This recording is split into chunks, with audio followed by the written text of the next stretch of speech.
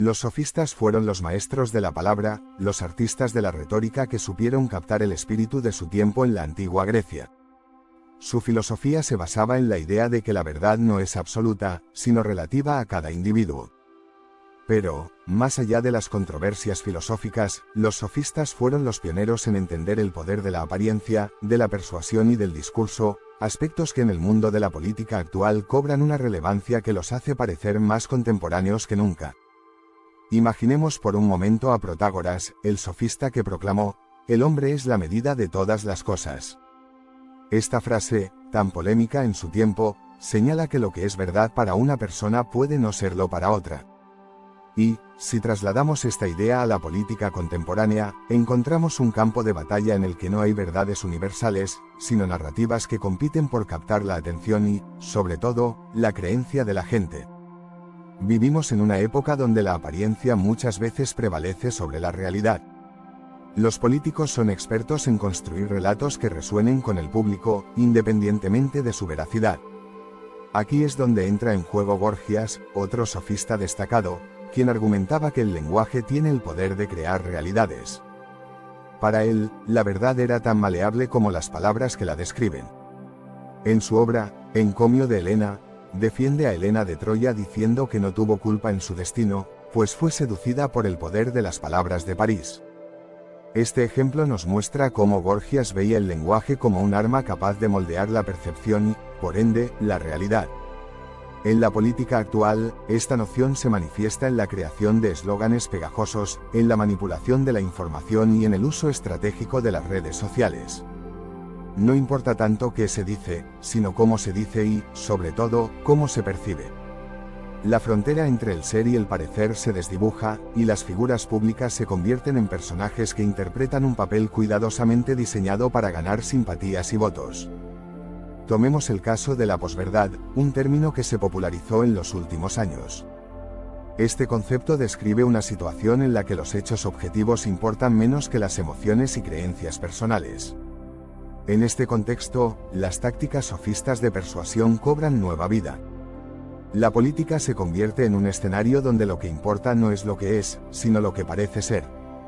Las verdades se diluyen en un mar de opiniones, y los políticos se transforman en sofistas modernos, capaces de argumentar convincentemente cualquier cosa, dependiendo del público al que se dirijan.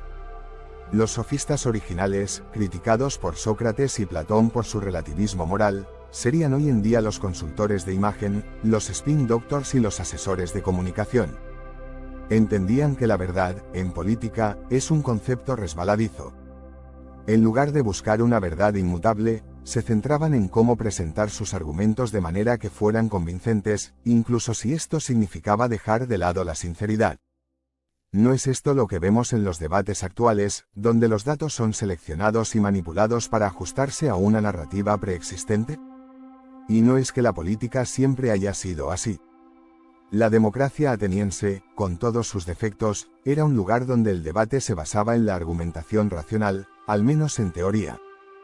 Pero los sofistas entendieron que, en la práctica, la mayoría de la gente no tiene tiempo ni interés en analizar cada argumento filosófico o político.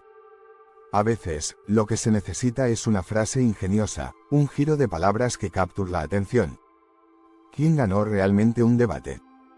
¿El que presentó los mejores argumentos o el que supo conectar mejor con la audiencia?